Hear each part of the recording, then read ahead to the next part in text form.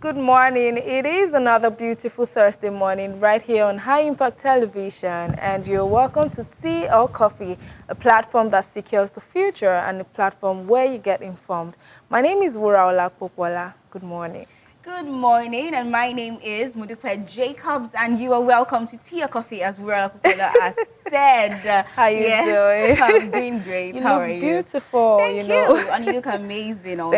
Thank you. Hope you slept well, because I've been warned not to say how was your night anymore. I did. Welcome. Okay. So I was going through the social media page yesterday, and I came across a particular post that says that if my boyfriend, the lady, according to the lady that posted that picture, says, if my boyfriend is cheating on me, I do not mind as far as he's doing his responsibilities. Are you serious? And his duties. And I'm like, lady, are you really sure about that? Are you sure you want to give that open space and open relationship? Open relationship. So she's open to the fact that her husband can cheat on her. So far he drops money. So far he does his responsibility. I mean, as a husband. for me, that is not acceptable. Like, why would... Okay, you're performing your roles and responsibilities. Does that give you the opportunity and the chance to actually cheat? I mean, before we go into a relationship, as much as love is necessary, the fact that you love each other, trust, loyalty, all of this comes in place for a relationship to last longer. So why would you want to accept the fact that, okay, he can cheat on me but perform his roles and responsibilities? Like, I'm quite shocked, and I'm trying to take in all the shock, because, you know, why would a lady at this age and time, when we are preaching for men to be faithful and loyal to their wives, why would she come out and say she's going to be okay with it if her husband cheats on her? So far he performs the responsibility. One of his responsibilities is to be loyal. Exactly, because I hope that she really thought about it before, you know, coming up to say something like that, because aside cheating, there are lots of things that comes in place with cheating. You might feel okay when he's cheating, you'll be good with it, there is no problem.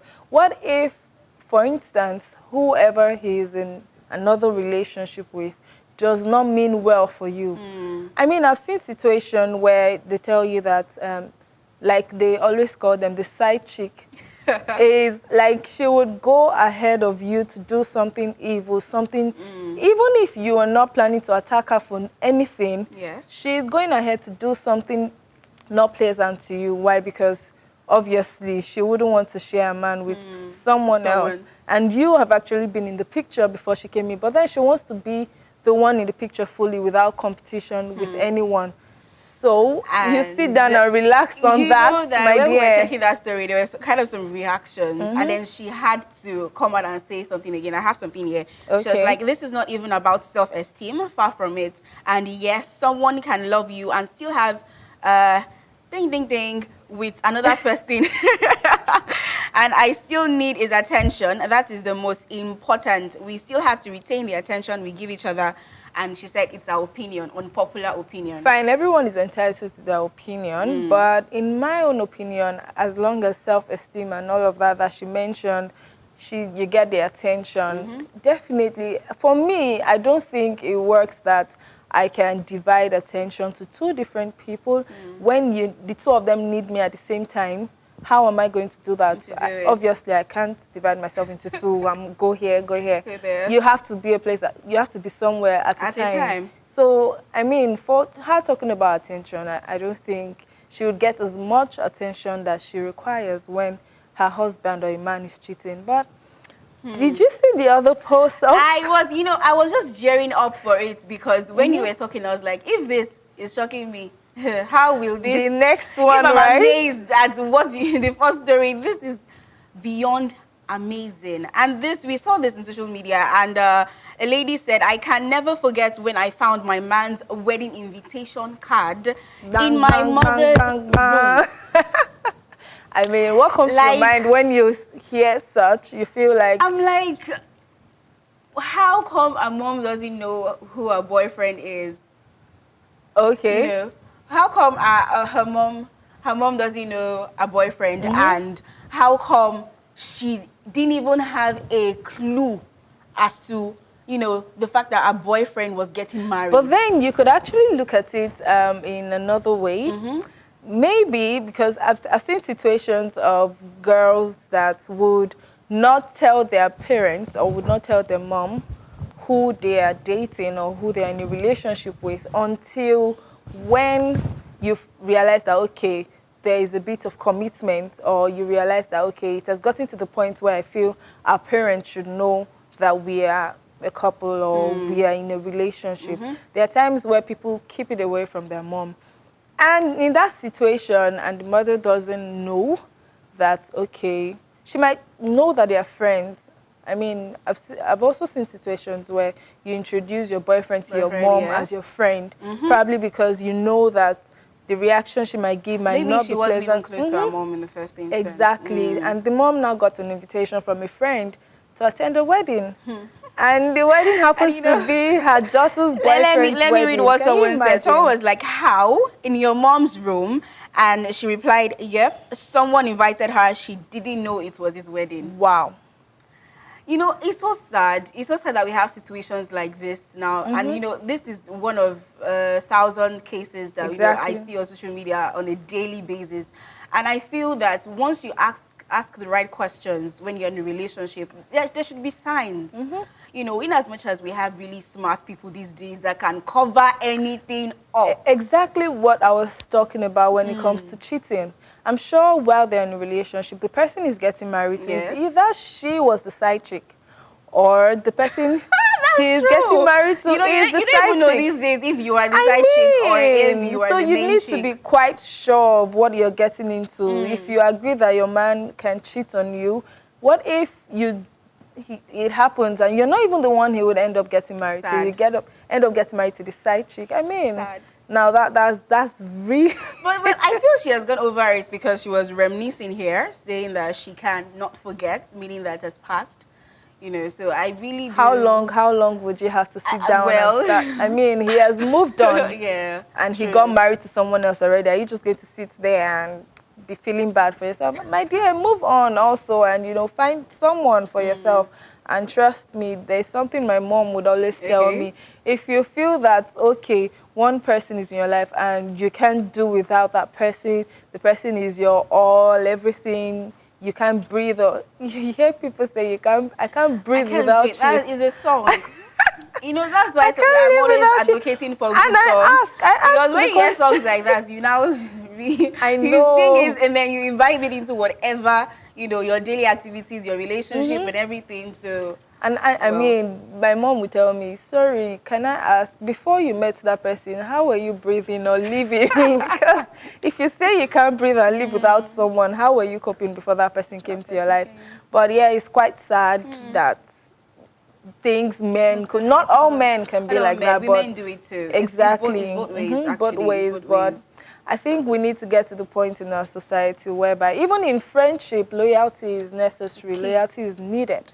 And trust and love, all of this put together is what, you know, brings successful marriages. And all this, we get married this year, next year we're hearing gist of, okay, they want to go separate ways. Like, do you, especially for those who have children already, do you actually know the impact of separation on your children? I mean, it is something that is worrisome. You know, you mentioning that now, I think one of these days we should talk about that. The impact of divorce on children. Because I've had a lot of, I've had conversations with people, you know, that are victims of their parents getting divorced and all, and it is something that is not really good. It's not a good impact. Most times when they make the decision, they do not put the children in consideration. They feel that, okay, the children would live their life and would also be able to stand on their own.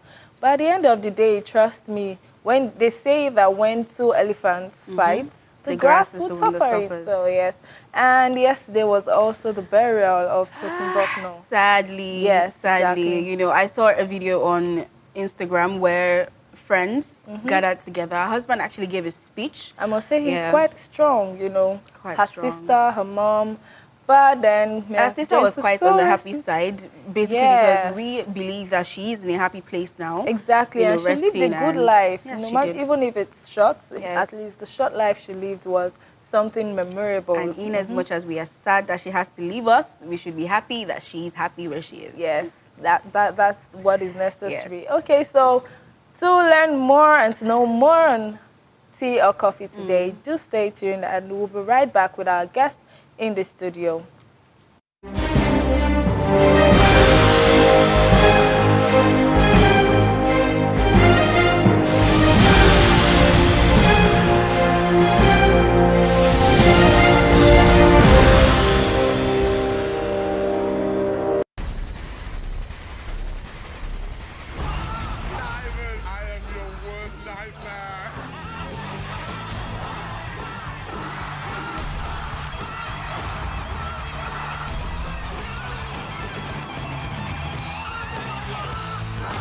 Exclusive to High Impact Television.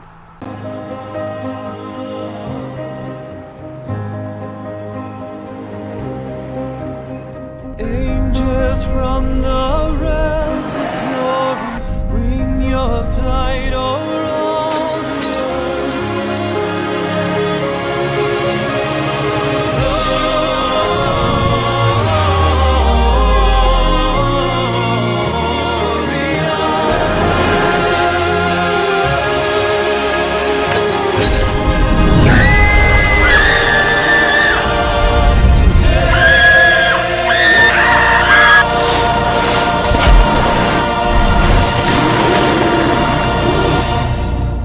Have a season of family adventure this holiday. High Impact Planet. Fun just got real.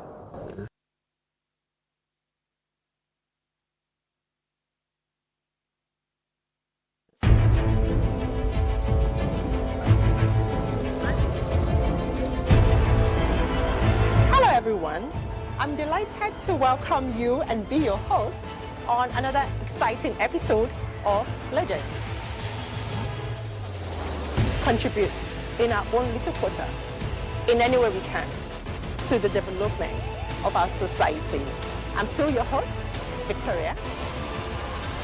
Exclusive to High Impact Television. Jeg skal bli pappa, da.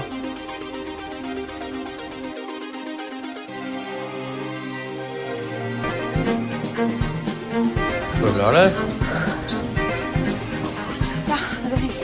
Hei, du har kommet til Tove. Jeg kan dessverre ikke ta telefonen akkurat nå, men legg igjen en beskjed. Ja, jeg vet ikke hva jeg gjør. Jeg bare Ok, nå kommer vi da. Ja, Jeg har ringt, og jeg har fødebrev. Kan jeg slippe den først? Et lite øyeblikk, så må vi ta en av gangen her.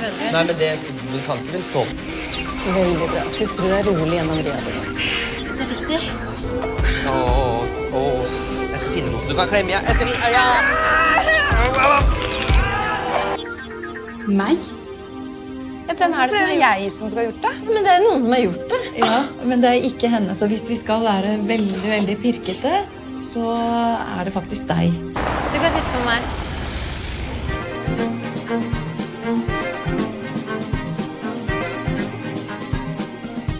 A vigorous soap opera about two lovers fighting against the relentless fate that opposes them in the haste of murder. Lies, betrayal, and secrets of those who claim to love them. Silvia and Bruno Lombardo will do whatever it takes to get rid of anyone who interferes with their plans. The paths of Mia and Alberto cross under a devastating storm. Right there between the tempest, a love that will provide a strong reason to go on will arise. Oriana Roldan is between Mia and Alberto, a renowned bullfighter with a psychopathic personality, willing to do anything to regain Alberto's love, because souls looking for each other cannot be stopped in the middle of so much love. Weekends on High Impact Television. Paloma is a beautiful woman from a humble origin. She collects coffee beans for a living. Diego is a noble man, heir of a millionaire coffee-producing dynasty.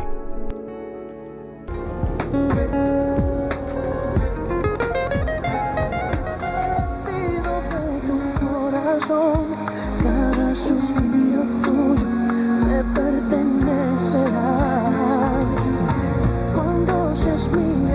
However, the love of Paloma and Diego will prevail over misfortune and fate because true affection always keeps its promise, tearing down any obstacle between the souls that look for each other with all of their heart.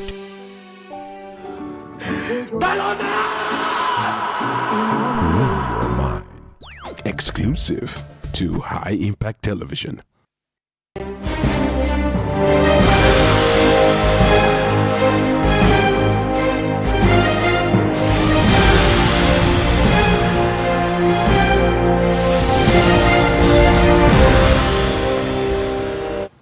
And if you are just joining us, it is your favorite morning show, Tea or Coffee, on High Impact Television. So just before we went on that break, we're talking about trending social media topics that we came across. Yes. And now in the studio, we have our guest. Yes. Yay. A round of applause. Okay, we have our guest in the studio, and she's Abiola Oyekunle. She is a blogger, a songwriter. She is a banker who is passionate about the Institute of Marriage and Young People. When you hear Straight Talk with Abiola, you know that she is the one behind that. Welcome to the studio. Thank you. Thank you for having me. Yes. Thank you. Thank you. Okay, so before you came into the studio, we're having a conversation about parents, especially mothers, having a cordial relationship with their children. She mentioned the story of a girl who was dating a guy and did not know until she found his wedding invitation card in her mom's room. So she stated that there was probably no relationship between the mother and child. So how well do you think parents should actually relate with their children, especially teenagers of nowadays? Thank you for that question. You should know your kids very well. And one thing you should know about teenagers is that they're very deep. They're secretive. They have their own world. Because there was a time I had to interact with some set of, and you know, the way they open up. They'd rather open up to outsiders when they feel comfortable, when they feel that you actually care about them. And you know, what they feel about the parent is, you are being a parent. You're being, you know, giving out rules and all of that. You should be very close to your kids. And you should deal with them. Yes, you need to be able to draw the line, not totally being their friend, but you have to be their friend. Even though you're not a friend like that, but you have to be friendly with your kids. They need to be comfortable to be able to open up to you. They need to know that you care. You'll be shocked that some teenagers, a lot of teenagers actually believe that the parent don't care about them. They'll tell you, I don't, if you, like for me, I have been dealing with teenagers for quite a while. I stumbled into it, and then I realized that it's something I love. So I talk to them, even when I go to the mall, I try to, you know, look out for them, you know, everywhere I have opportunity. And I realized that a lot of them, funny enough, they have parents that provide for them, put them in good schools and all of that, but they still feel the parents don't, they don't trust their love. The kind of love that they actually want. So, and because they are deep, because they are secretive, they have that tendency to be, they are in a world of their own. You know, we come home, you see these children, you talk to them, you know, you take them to church or wherever you worship and all of that. But if you're not careful, when you see them amongst their friends, you'll be shocked, you'll be like, is this actually my child? Exactly. Yes, they have a different personality. Yes, you might have a child that doesn't really talk, and then you find the child within her friends. She's talking so much, and like, is this really my child? So that tells you something. There is a gap. Okay, there is a vacuum. There is something this child. There's an environment where this child would have blossomed. Because, and that is one of the things parents should do. Your home should be an heaven.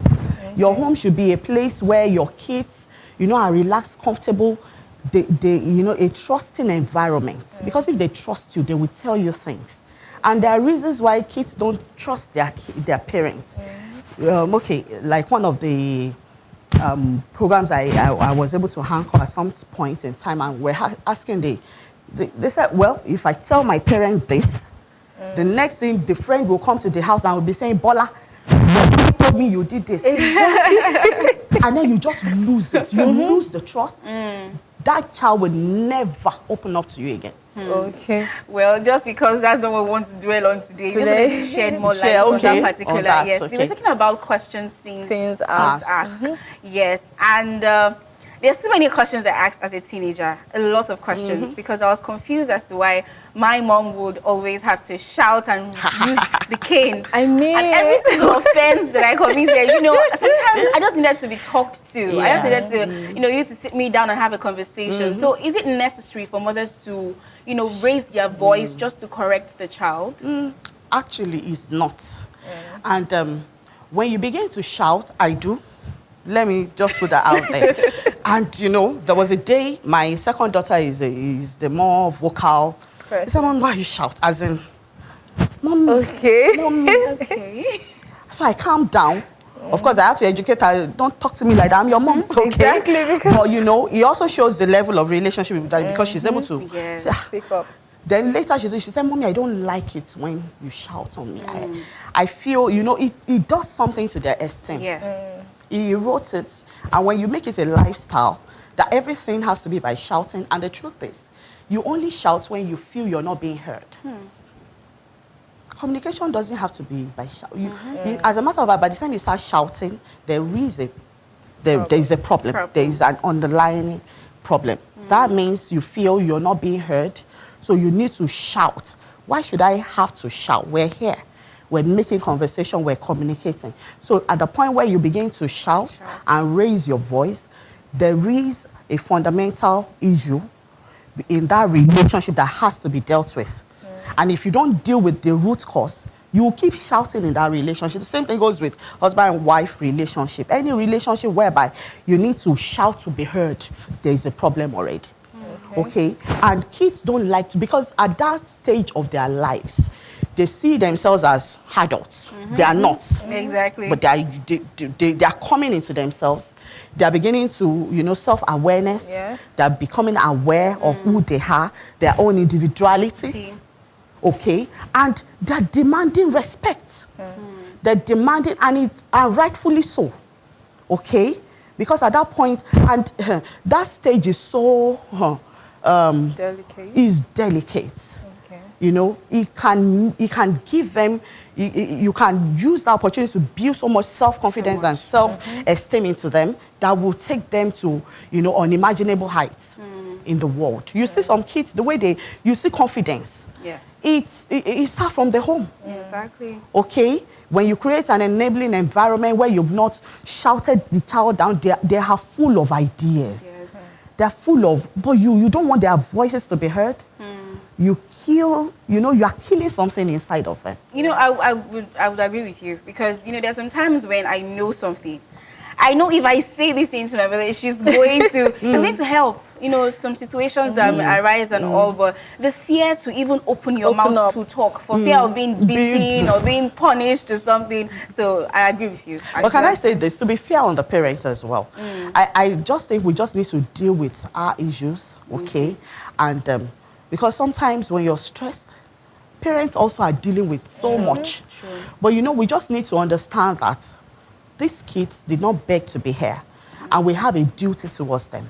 Irrespective of what we're going through, we just need to, you know, be able to exhibit some level of self-control and understanding that the words you speak to these kids can go so far into their future. Okay, so it's just, you know, having understanding and then being able to deal, like, if you are angry, yes, these kids do some things that have tendency to, you know, rear up that thing inside of you, and you just want to be like, oh, fair me. Do you understand what I'm trying to say? Okay, so sometimes we need to walk away. Like for me, sometimes, a lot of times, I need to walk away, you know, and then come back to readdress, so that I don't, in the course of trying, because at the end of the day, what you're trying to achieve is that child not to be in that position tomorrow. Because whatever it is you're trying to get out from the child, or, you know, get the child to do, or what the child had done you didn't want the child to do again, so we must keep our eyes on the ball, and that is to groom these children to be who they should be. So let's use the right method. If you're frustrated at work, something had happened, you know, so many issues, you are trying to pay school fees, Christmas is coming, you need to buy stuff and all of that. So all those things, the pressure and all of that is on you. And then you get home, this thing is happening, you have the kidney to just lose it. So sometimes we just need to walk away, because what you see at that point in time can have, you know, impact that you yourself, you won't be able to deal with. Okay. You know, I've actually had experience with these teenagers, and most of the times I hear them say, okay, there's a particular point I get to that I feel I should be left to make decisions on my own. Why do my parents always want to invade my space and not give me the freedom I require? Do you think that is actually right for you to let them just be on their own at some point? And at what age do you think you can actually let loose of them a bit? Okay, I believe that God has given us the opportunity of minimum of 18 years or maximum of 18 years, you know, to groom this child, you know, our kids, and to be everything they.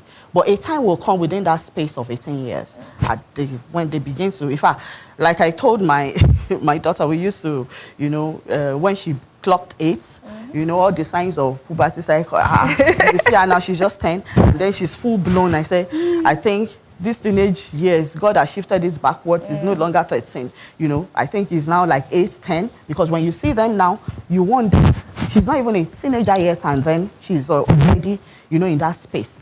So what I believe from what you said, yes, even right from the time, from 5, from 8, involve them in decision making. You know, at some point, I used to say, I said, this is my house. My children said, no, mommy, this is our house. And that is where it starts from, giving them the sense of belonging, you know, ownership, that this is our own, this is our home. You know, so let's build it. Let's do this. Start involving them in decision making and decision taking. Bring them to the table. When you're having dinner, and you need to make major decisions, okay? You need to relocate or you need to do something. Involve them. Let them start understanding that, okay, I am part of the decision makers in this home. When you've already made that like a habit or like the norm in the home, they won't struggle at that point to, to break free from your hold, because already those kids that are saying, I want to be able to make, they're already feeling choked. And that is true. You must give them their space. Give them that. They have a right to it. Okay? And when they are, let's hear you want to be able to choose your secondary school, you want to be able to choose your university, where you want to go and all of that. Okay, tell me where do you want to go? Why do you want to study this course? Why do you want to go for it? Okay, bring all the, even, go and do me a full-blown paper on why you want to do this. Let's reason together. Even God said, come, let us reason together. We to now say, we are the Lord and man. You saying that we know it all. No, parents don't know it all. We don't. Okay, so we must give them their space. Don't invade their room. You want to go to their room, knock on the door. Come in. Let them feel that they will even love you the more, they will respect, because what you do to them is what they give back to you. Okay, so when you allow them to do all of that, you now say, okay, you want to do this, but you know the right thing to be done. You feel, okay, I need to, okay, you know the right thing to be done and all of that. So you need to bring a stronger argument to the table that, okay, this is why I feel you should go. They respect that more. And for you to just say, no, it's this way, and that is it. Yes. All right. You are still listening to, you're still watching Tea or Coffee on High Impact Television. And we need to go on a short break, but please do stay glued, because right after this break, when we are back, you can call in and send in, your questions, ask your questions and your contributions, as the case may be. Stay glued, because Tea or Coffee continues.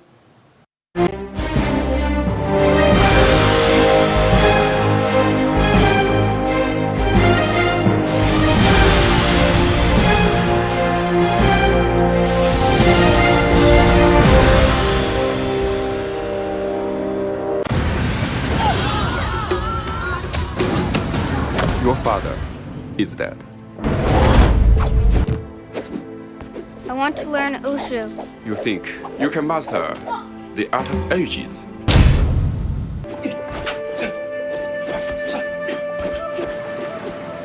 Wushu is a meditation. It's not made for hate or revenge. Smuggling opium, kidnapping villagers for transport to forced labor.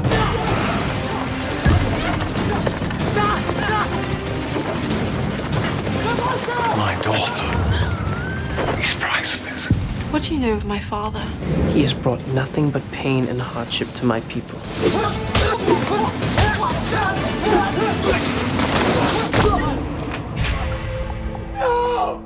Isn't father wonderful?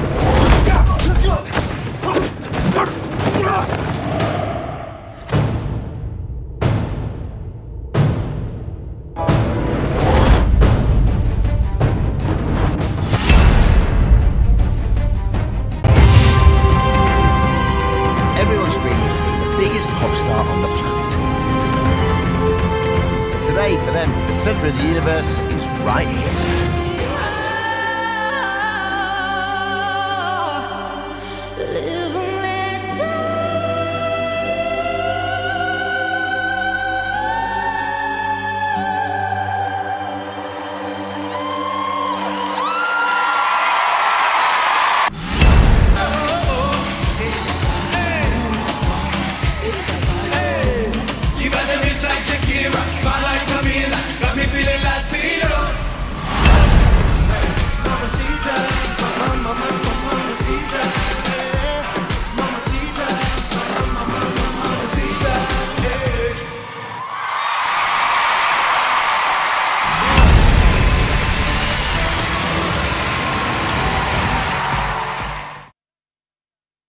Morena.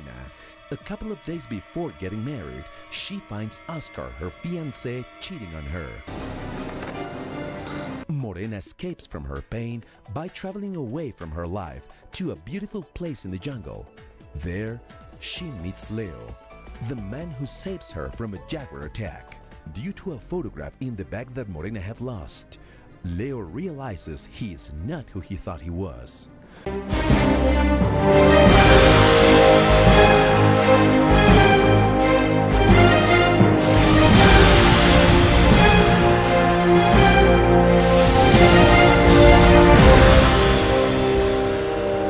As teenagers, there are so many questions that we have in mind as teenagers, and that's what we are talking about on Tea or Coffee this morning. So now is the time when you can call in and contribute or ask your questions, as we have our guest in the studio here with us, Abiola, and she's here to do justice to the questions teens ask. Yes, and the number to call us on is on the screen, but just for sake of those that want to hear it, we have the number is +234 70 514 32258. I'll take that again. That's +234 705 143 2258. Now, let's go back to what we're talking about. You know, we're talking about questions teens ask. And there's one thing that came to my mind when we went on the break. You know, as a teenager, I was quite a lovely teenager. Wow. And, you know, and there's this boyfriend that I had, my first boyfriend then. And unluckily for me, my mom got to find out that I had a boyfriend. And she was very angry with me, and she seized my phone. Whoa. Okay, and the question, I was like, why should my mom seize my phone? She could have told me, okay, break up with your boyfriend and, you know, end the relationship. It's not time for you to have a boyfriend for reasons this, that. Yeah. You know, so why do mothers especially seize our phones? Well, I would say probably she was just overzealous. She was, you know, panicky. Yes. Because there was a time my 8-year-old, oh no, she was 6-year-old at the time. We're watching a TV program, and then I allowed them to watch that particular program because there was a dad that was giving the daughter, you know, lectures on excuse me, sorry, life and all of the relationships. So I said, okay, it's okay, let's all learn together. And then my daughter said, Mommy, there are different kinds. She said, I know that there are different kinds of love. I said, okay, interesting. Oh yeah, tell me, what do you understand by love? Something like that. And then my first one said, love is, you know, agape, God's love, the church kind of. Okay. The second one said, there's still another kind of love. So that was how I paused the TV. I said, okay, tell me about it. And then she said, she smiled mischievous and said, sex. Okay. So my head, why am I saying this? Maybe when your mom discovered that you had a boyfriend, it was the same. It was the same kidney that I had at that point in time. All my, you know, there was this like outburst, explosion on my inside. I was like, my God. What? Like and the other one said, they laughed. I said, hey. You know, so maybe at that point in time, she's just like, God, what, you know, sometimes parents will get overwhelmed. You know, she might just have been thinking about 1,000,001 things, possibilities. Hey, boyfriend at this time, what are they doing? What would they be talking about? Or what would they be doing? You know, so she just felt, at the time, maybe she felt the best for her to do was to withdraw your phone. But what would I advise? Because the truth is, in this age that we are, if you withdraw phone, that doesn't stop anything. Yes. Because these kids, some of them have phones at home, they have something else, they have another one in school. Things are happening. The kids, they are too smart. Okay, there was something Pastor Nikki Adeyemi said. Oh, okay. She said that if you happen to pass by your child or while he or she is on the phone, and then they put POS, you will just pass and think, okay, maybe he's chatting about. POS means parents on shoulder, over shoulder. That is, stop what they have their own languages. Do you understand? So taking away the phone will not cut it. Maybe during your time, did it work? Taking away the phone, did it work? We were seen in school, so. Okay. But then before the conversation continues, we need to go on a break. When we come back, we'll talk more on the questions teenagers ask. Just stay tuned.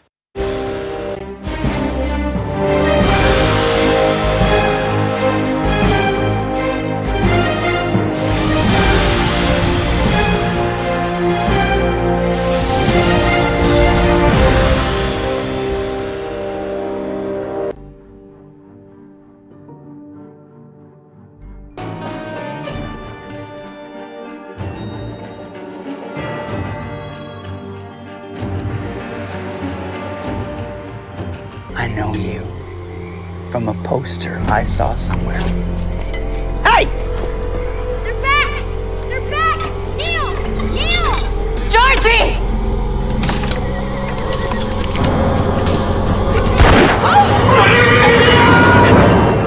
Where's my boy and my husband? Past the savages.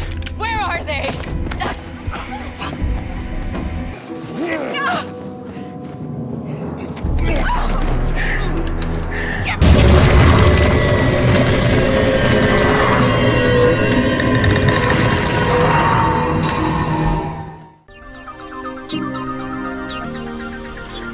Jeg skal bli pappa, da.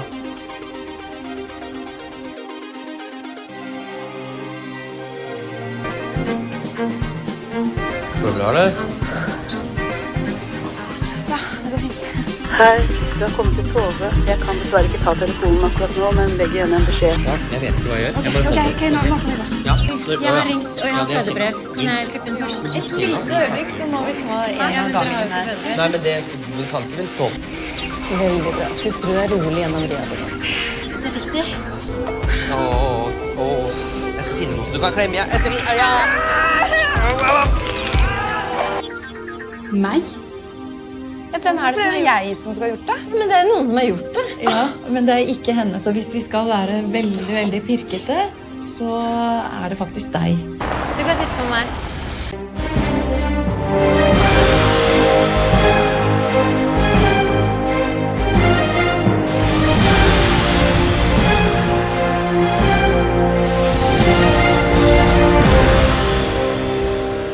You know, as a parent, there are times you wonder what exactly you are doing wrong, especially when you have teenagers at home.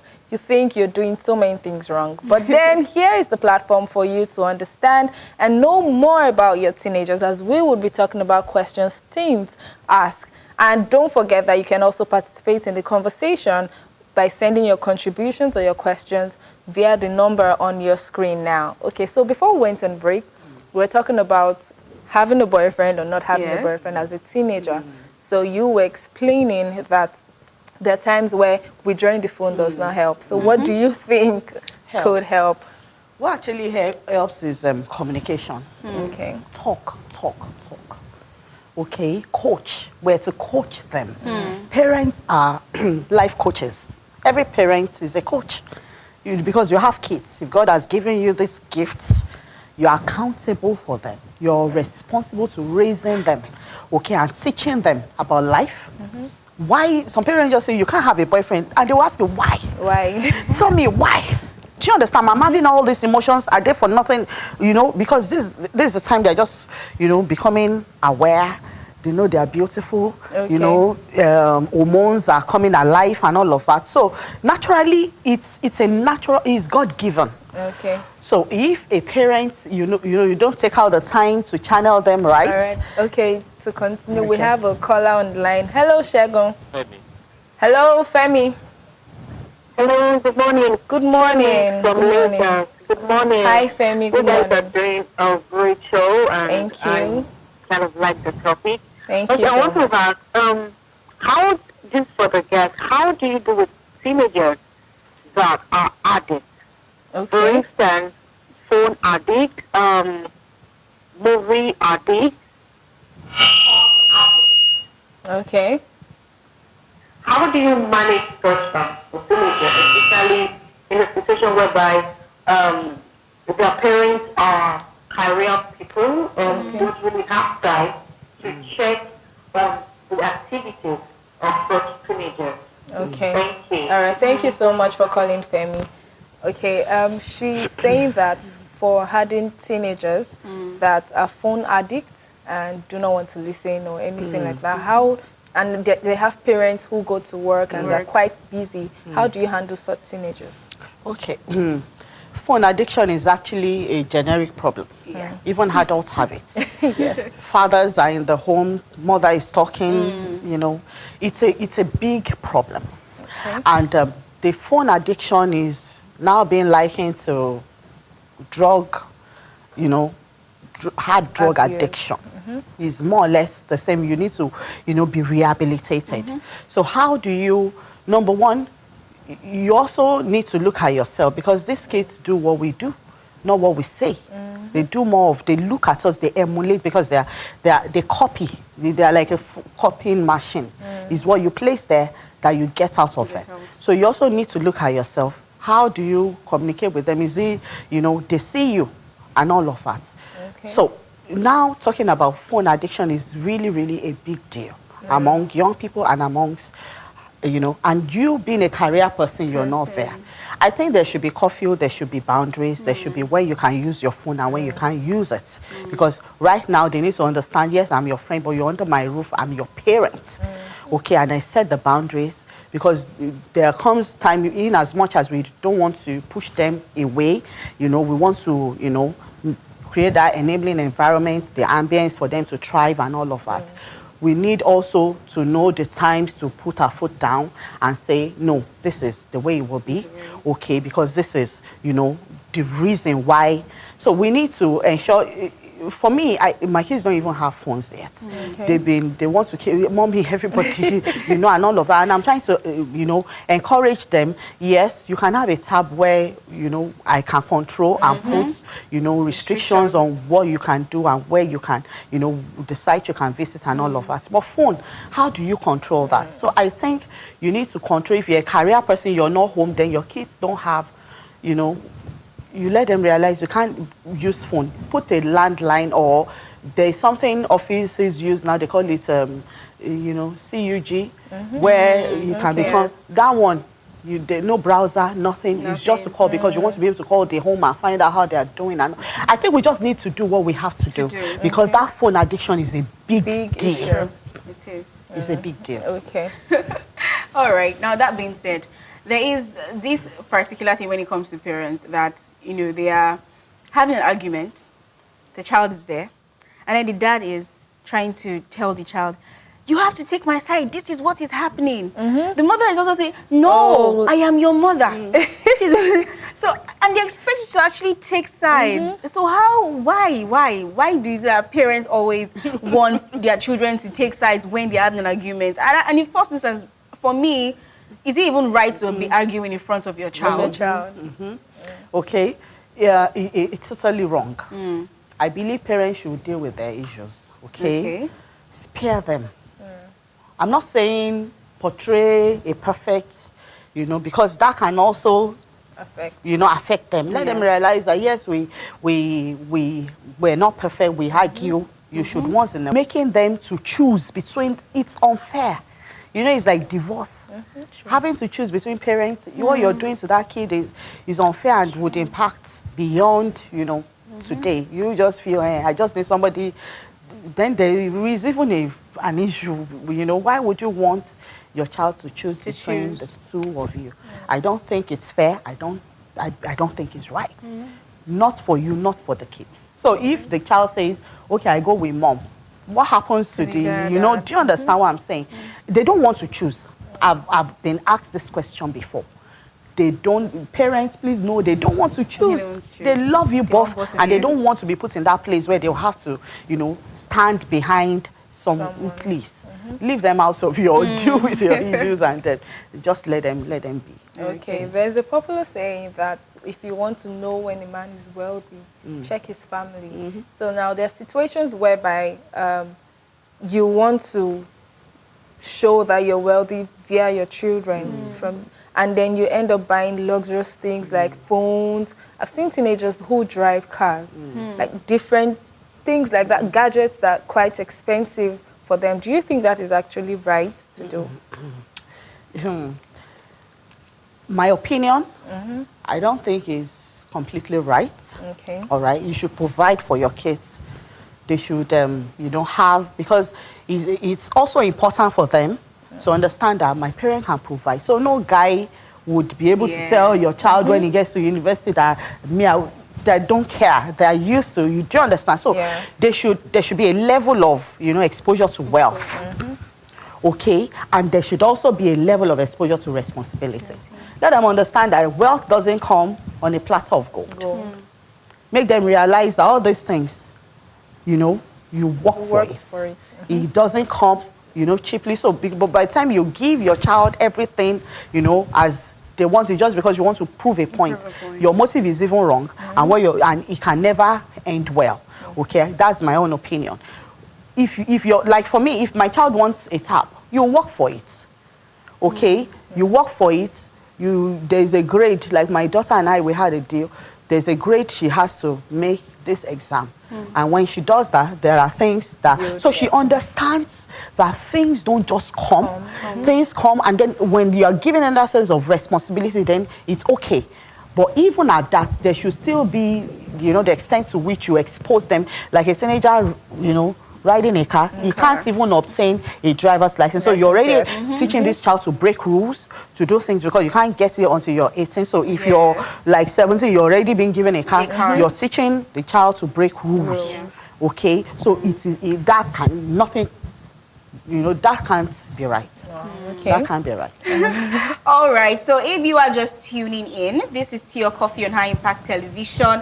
And we are talking about questions that teenagers ask. And we have Abiola in the studio with us, ready to do justice to the topic. All right. Now, as a teenager, there's a particular friend that I had, and she was telling me of how her parents do not allow her to go anywhere. Like, she's always indoor. I think she was the only child, so she wasn't allowed to go anywhere. If she wants to go anywhere, they probably get a driver for her or someone that's going to go with her. And she was just complaining that why won't they just let me be free, have my freedom at some point, So is it right for parents? I understand. Well, maybe I do understand. Maybe they were trying to protect her, but is it right to be that tight, or how should I put it now? To be that protective, yes, of your child, especially as a teenager. Yeah. I think it's also a trust issue. You should be able to trust your child to an extent, because if you don't trust her to go down the street without an escort, especially if the environment is safe, okay, and or the child is saying, okay, I want to see my friend, and you're saying, okay, somebody must, accompany you. You're telling, I don't trust you. And that is why that child is saying, why? You don't trust me. My children have asked me, for you to know I'm not perfect. All these are things that we should do, but we all fall every now and then, but we should, largely be able to, incorporate this into dealing with our kids. You need to show them some level of trust. And if you, and test them. We are allowed to test them. Okay, I'll allow you go today. Okay, put checks, see if where she's going is, where she said she was going is actually where she actually went to. And then if she comes back, it's good. You say, okay, now I know. But if something else, you tell her, you say, I gave you some until you're able to prove that I can trust you. It also boils down to communication. Communication, yes. Okay. Yeah. All right. There are situations whereby you're probably having a conversation with a friend, and then you have your teenager sit there and listen to that conversation. You feel that at least she is becoming an adult. She can also participate in such conversation. So what are the healthy conversations and talks teenagers should actually participate in? Okay. Talks about life. Okay. Work. Let them, because by the time they're getting to teenage age, you should start exposing them to work, hard work.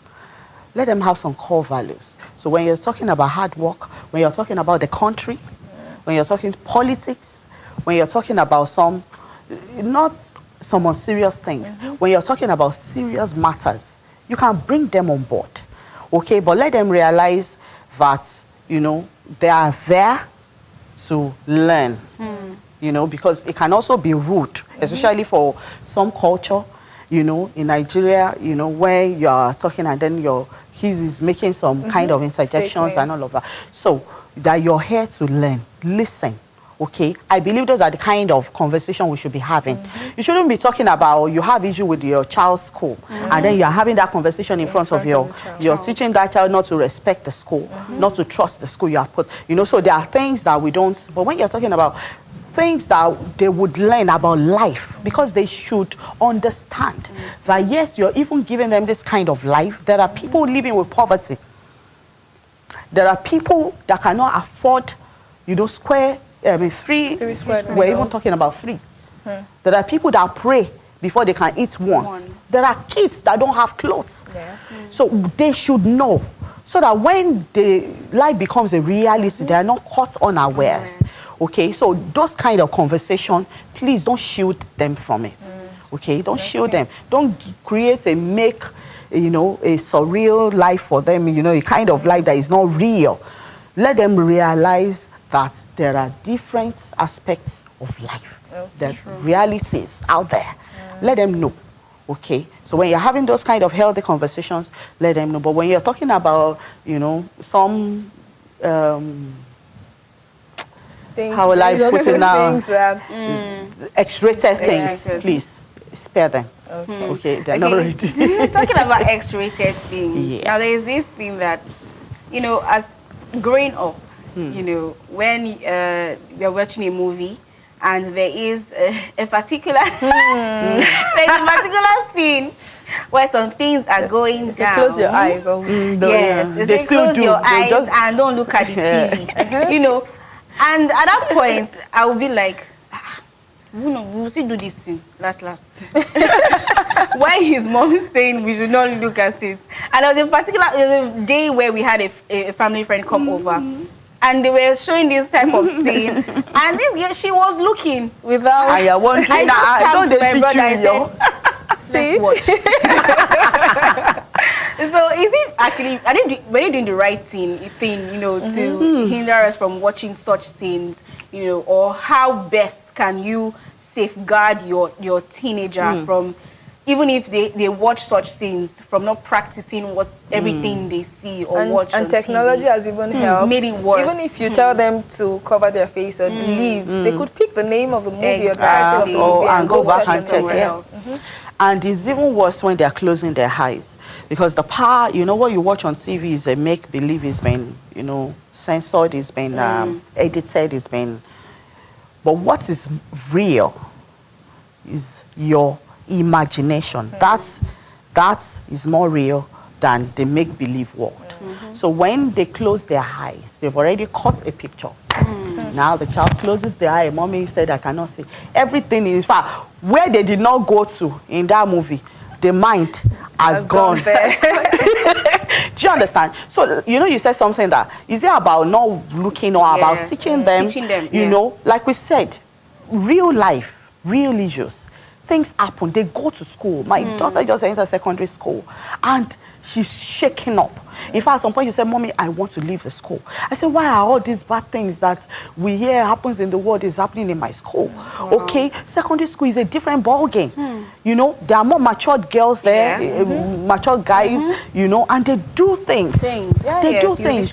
You know, so she was like, she was shaking. She said, hey, God, Mommy, this school. I said, if I withdraw you, if we withdraw you, you go to another school. This thing is a general thing. So I believe the most important thing is to teach them. Like I was telling you about, we were having a conversation and my daughter, I just stopped the kindergarten and I had to give them sex education right there. So just teach them.